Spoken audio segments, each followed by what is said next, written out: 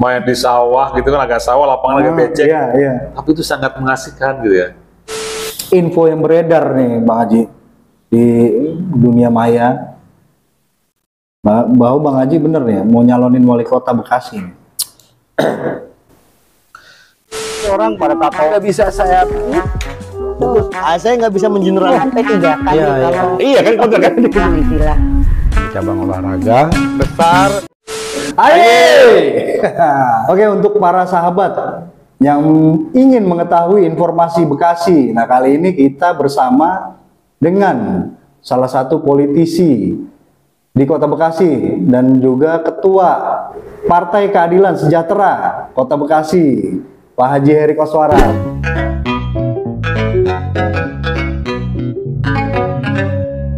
Salam sehat, Pak Haji. Salam sehat. Assalamualaikum warahmatullahi wabarakatuh. Waalaikumsalam warahmatullahi wabarakatuh.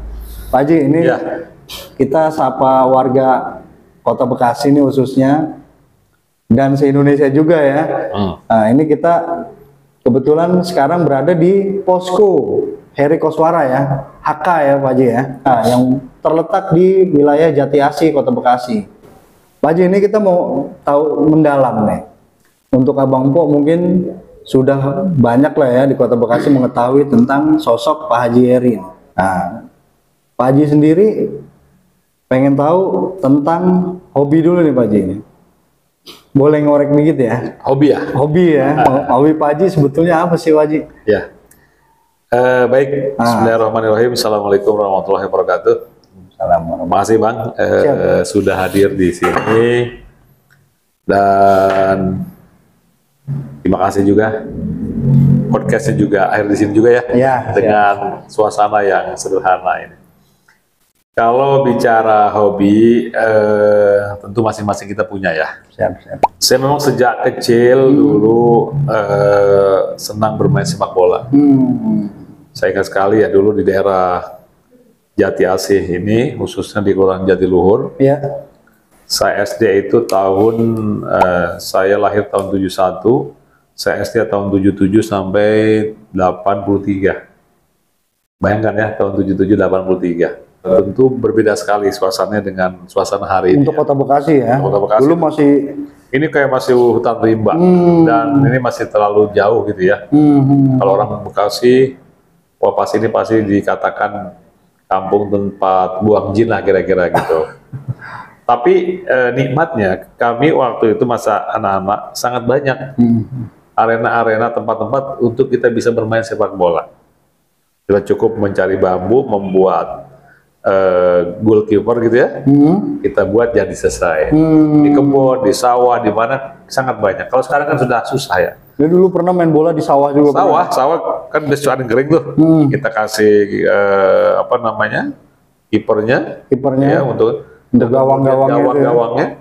Sudah main, kita buat batas kiri kanannya, asik aja udah. Kalau zaman dulu beda ya Pak. Zaman dulu beda. Dulu pakai sendal aja udah jadi gawang ya. Betul.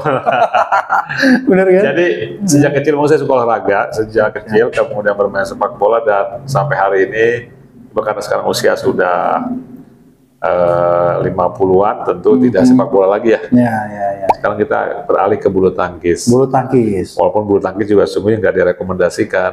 Siap. Baiknya memang usia saya itu ya jalan kaki, treadmill, harusnya sepeda, tapi masih bulu tangkis. Cuman karena memang sukanya bulu tangkis juga ya. Ya double lah, 1, 2, 3 set masih kuat. Masih bisa ya. Masih bisa. Iya.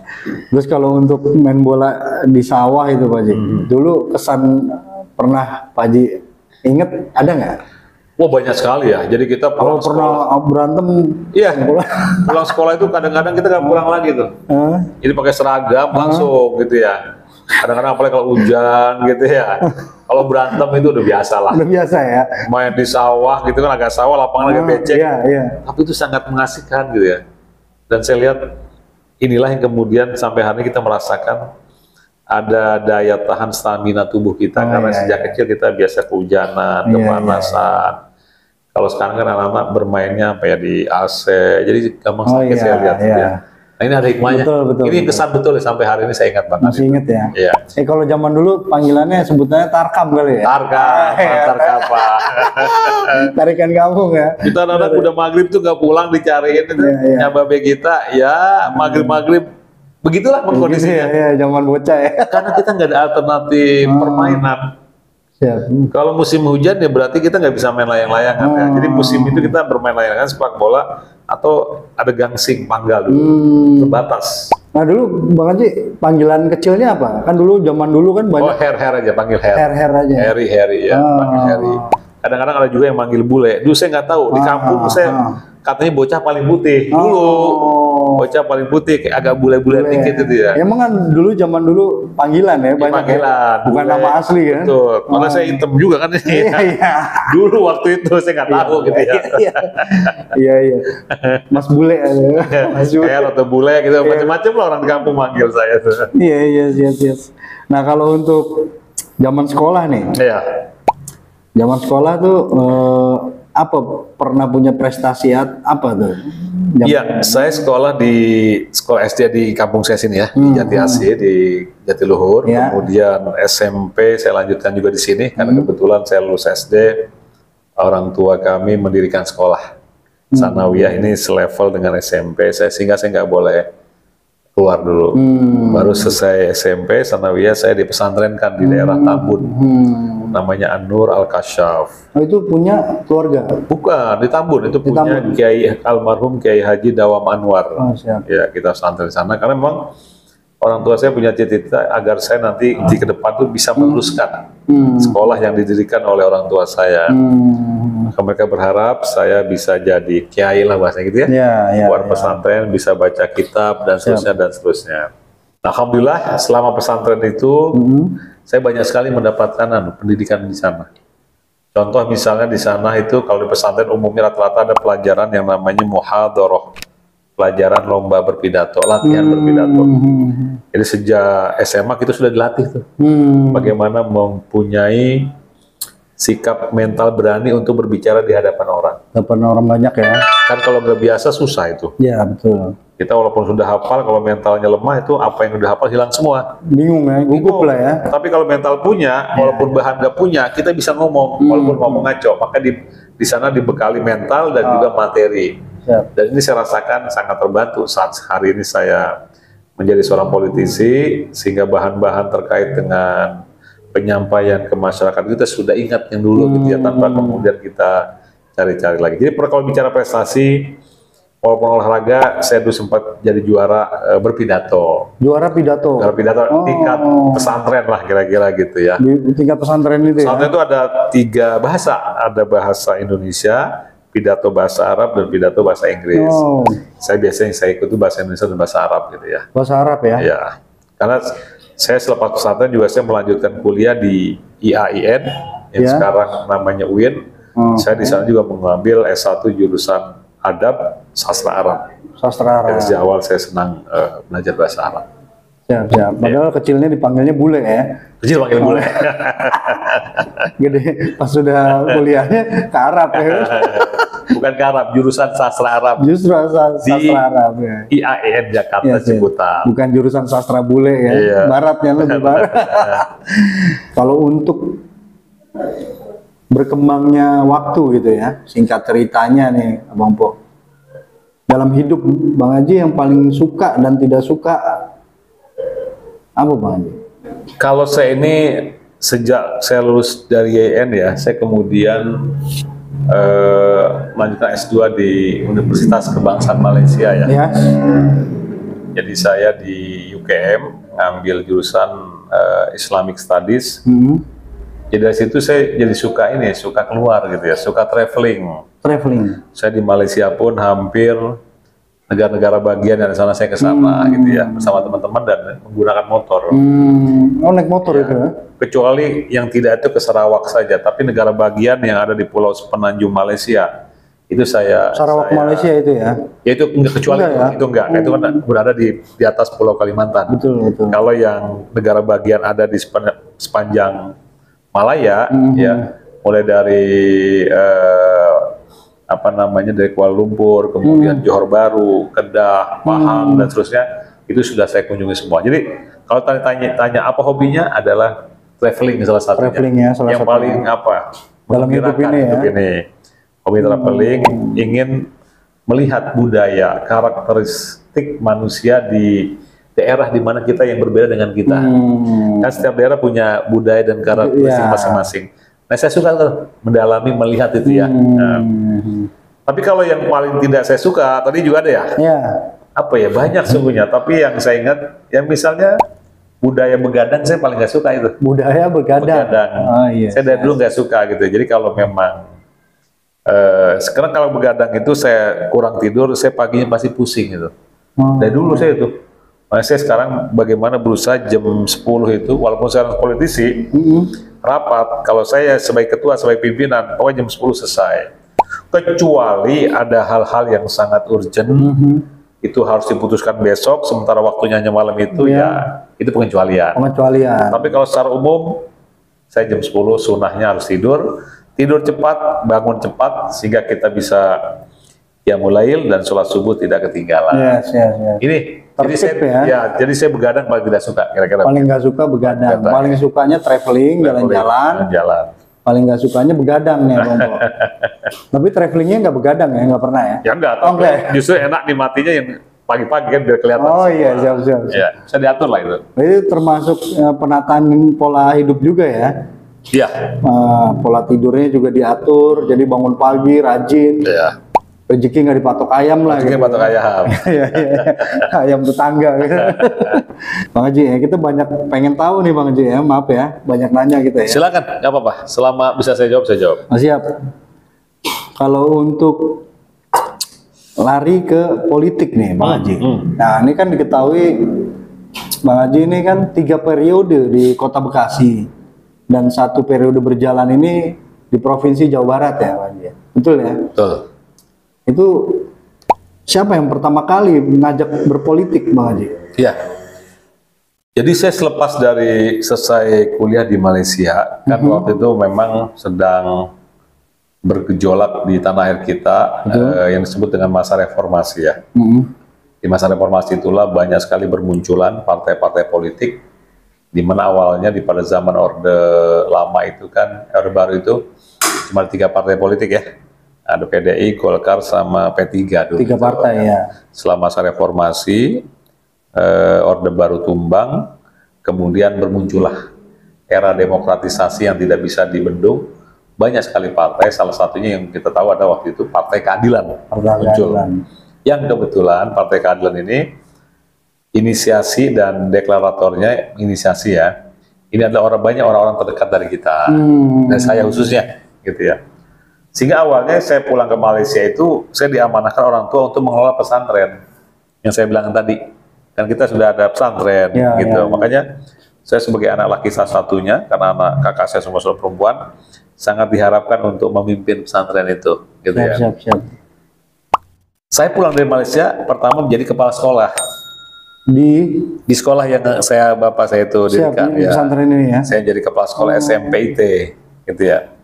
Tapi dalam waktu bersamaan saya diamanahkan sebagai pengurus Partai Keadilan tadi, pengurus di kecamatan. Waktu yang bersamaan juga. 9 tahun 99 itu ya.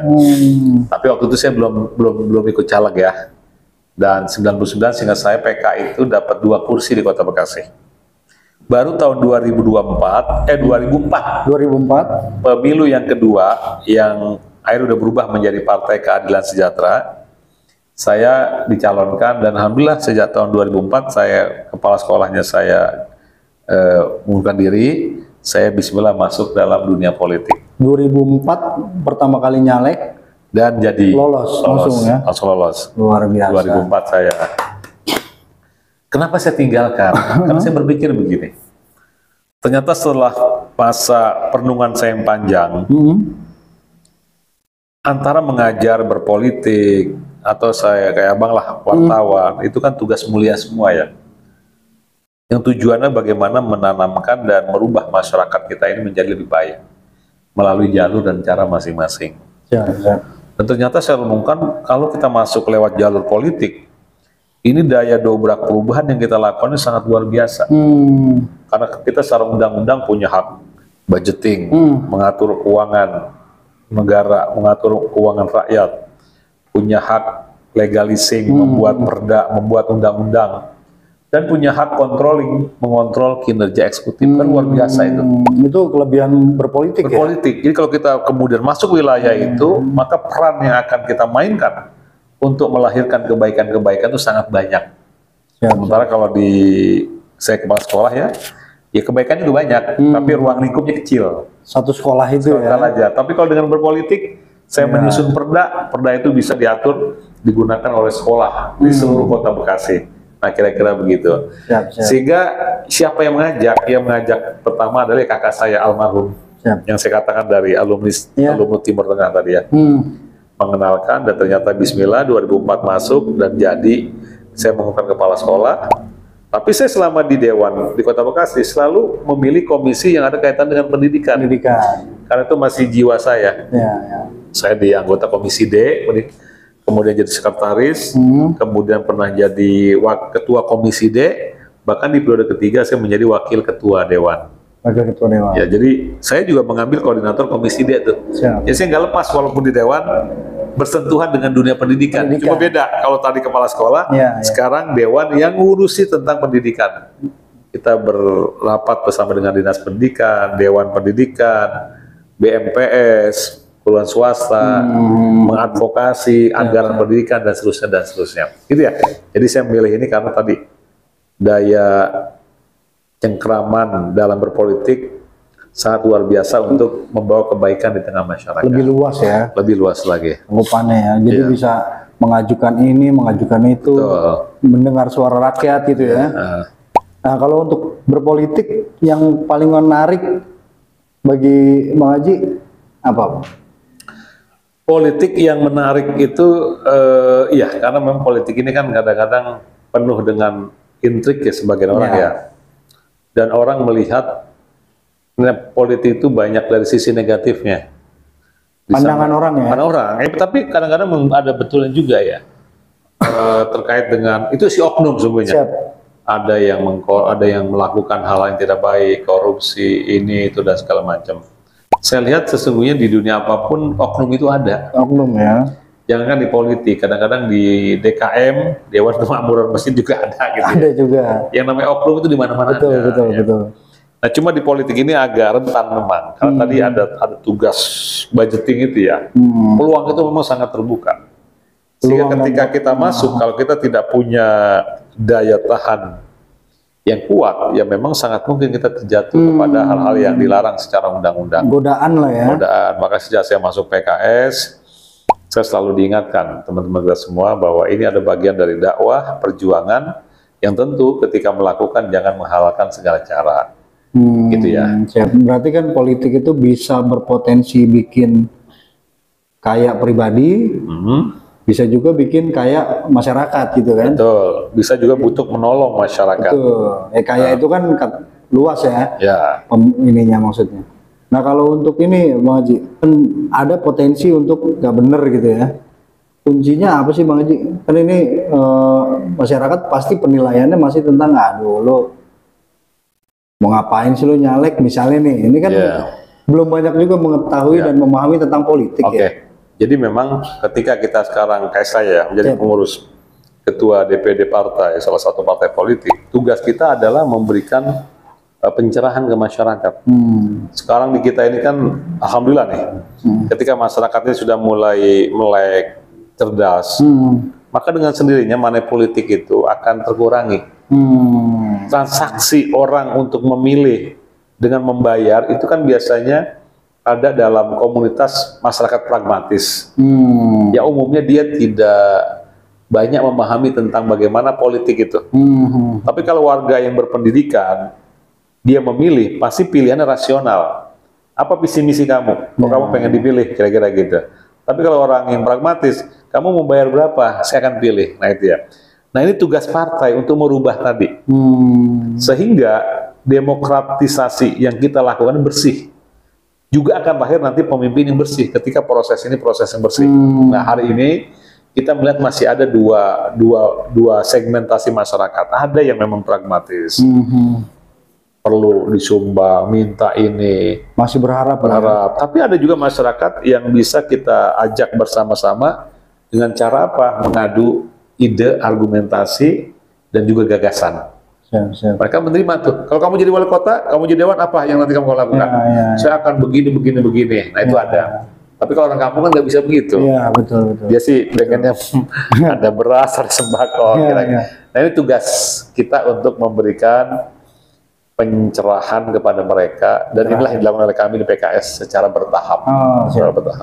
Berarti memang harus paham juga ya masyarakat ya. Karena banyak juga yang nggak peduli bahkan dengan politik. Nggak peduli, gitu ya. betul.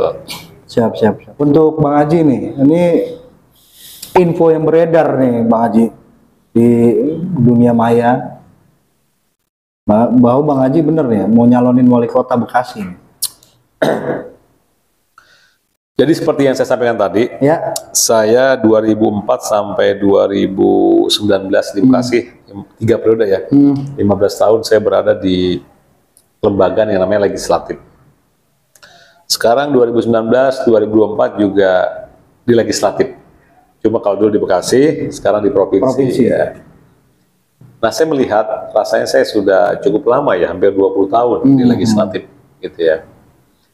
Sementara hal yang saya bawa masih sangat minim untuk ke masyarakat. Jadi inilah tantangan bagaimana kemudian saya berpikir kayaknya perlu dicoba juga nih di eksekutif kira-kira gitu. Karena definisi pemerintah daerah itu adalah lembaga legislatif dan eksekutif. Dua-duanya punya peran sih ya. Tapi kalau mau dilihat peran eksekutor ini lebih terasa. Iya, daya untuk memberikan pelayanan. Jadi kalau kita ingin mengukir wajah Kota Bekasi, ingin merubah wajah Kota Bekasi, cara yang paling efektif ya memang harus berada di kelembagaan eksekutif tadi. Siap. Walaupun eksekutif itu juga penting, ada perannya, tapi yang lebih dominan ini. Oleh karena itu kalau ada isu tadi itu bukan isu, itu benar. Benar ya. Ya doain aja.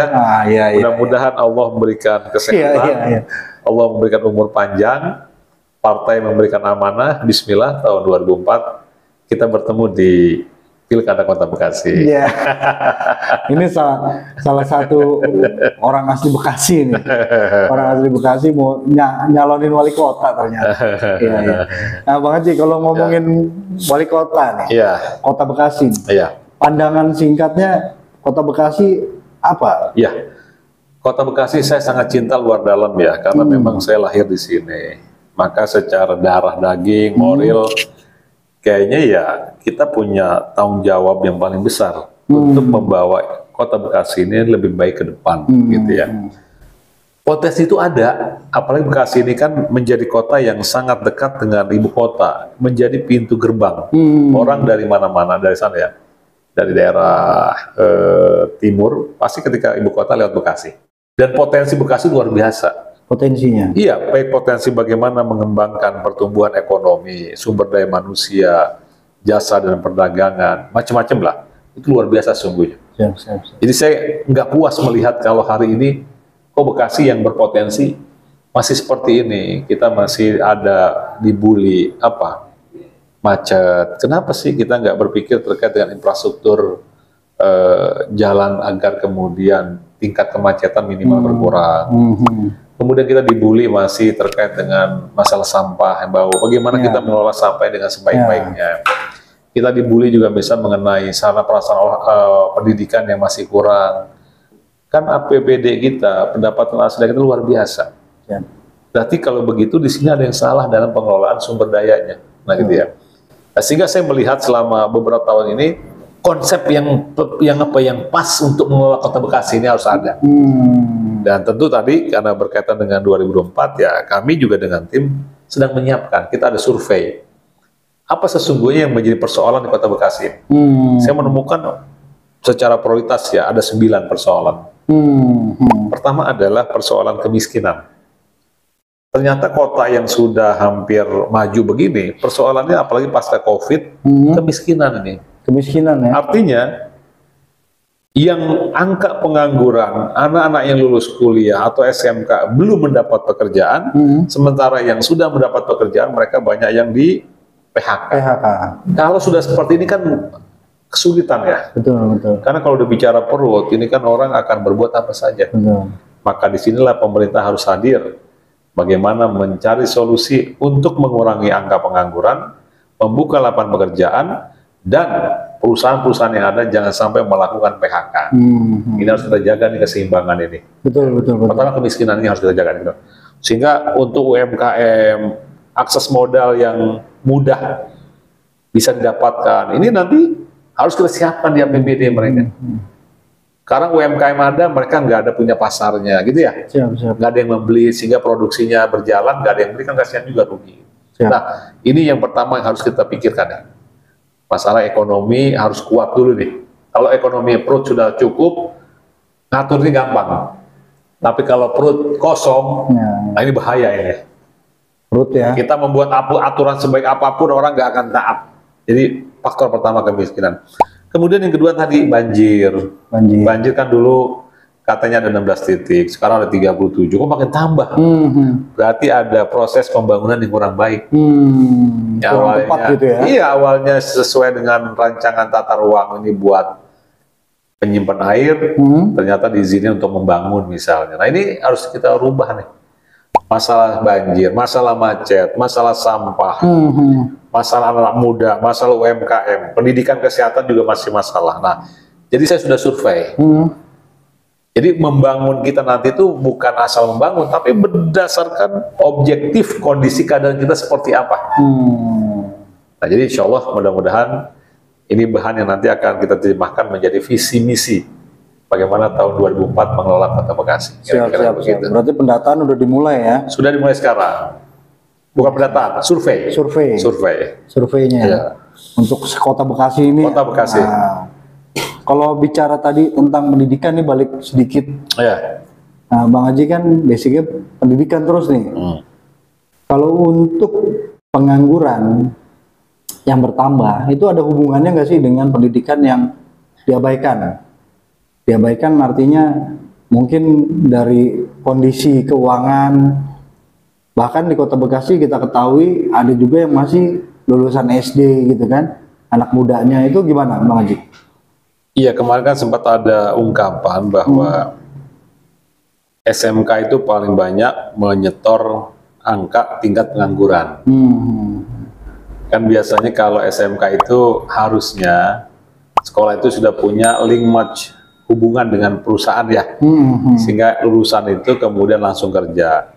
Kalau yang di SMA biasanya kerja dan ada yang kuliah gitu ya, dia berpikir kerja setelah kuliah gitu ya. Nah memang ke depan SMK kita yang ada kita ini di Kota Bekasi, walaupun hari ini sudah dikelola oleh pemerintah provinsi, ini harus pinter-pinter untuk bekerja sama membangun hubungan dengan dunia usaha. Sehingga ketika anak ini lulus, mereka sudah ada serapan tenaganya untuk diterapkan di mana. Rekomendasi gitu ya? Rekomendasi, apalagi sekarang ini kan sudah mulai bergeliat lagi nih setelah pasca COVID ini. Nah mudah-mudahan ke depan seperti itu. Pemerintah harus punya hubungan dengan pengusaha agar kemudian pengusaha itu memprioritaskan anak-anak lulusan lokal menjadi prioritas ketika ada penyerapan sumber tenaga kerja. Memang kita siapkan sekarang ini jurusan komputer, apa jurusan mesin, jurusan macam-macam. Sehingga apa yang dia minta kita sudah ada gitu ya. Oke. Nah ini closing statementnya Ketua. Iya. Kita pengen tahu tujuan menjadi wali kota Bekasi apa Ketua? Iya, kalau saya sejak awal saya sampaikan baik jadi wali kota maupun menjadi anggota dewan ya pejabat publik di PKS itu, ini adalah sarana untuk memberikan kebaikan dan pelayanan yang seluas-luasnya. Karena wali kota dan anggota itu amanah. Kita diberikan kekuasaan. Dan kekuasaan ini ibarat dua mata pisau ya. Satu sisi dia akan manfaat ketika berada di tangan orang yang baik. Pisau itu bisa memotong daging, sayuran-sayuran. Tapi pisau bisa membunuh ketika berada di tangan orang yang jahat, gitu ya. Itu kekuasaan. Tergantung siapa yang megang.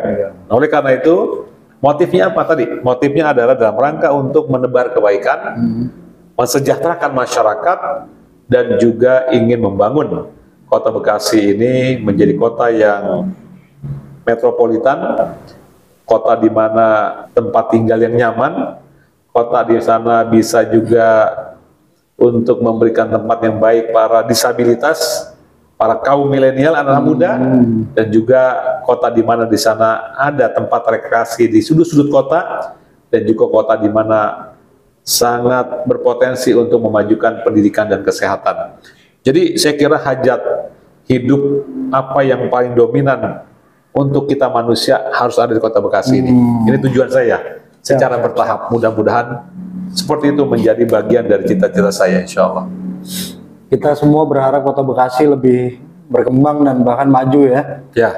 Oke. Untuk Abang Po, terima kasih banyak. Ini kita sudah korek total bahwa ternyata Ketua DPD Partai Keadilan Sejahtera pernah main bola di sawah. Izin terima kasih banyak.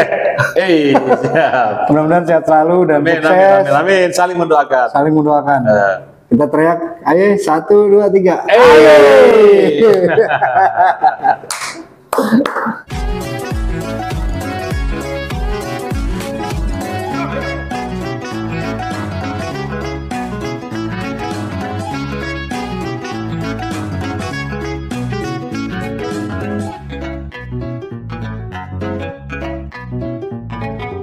Thank you.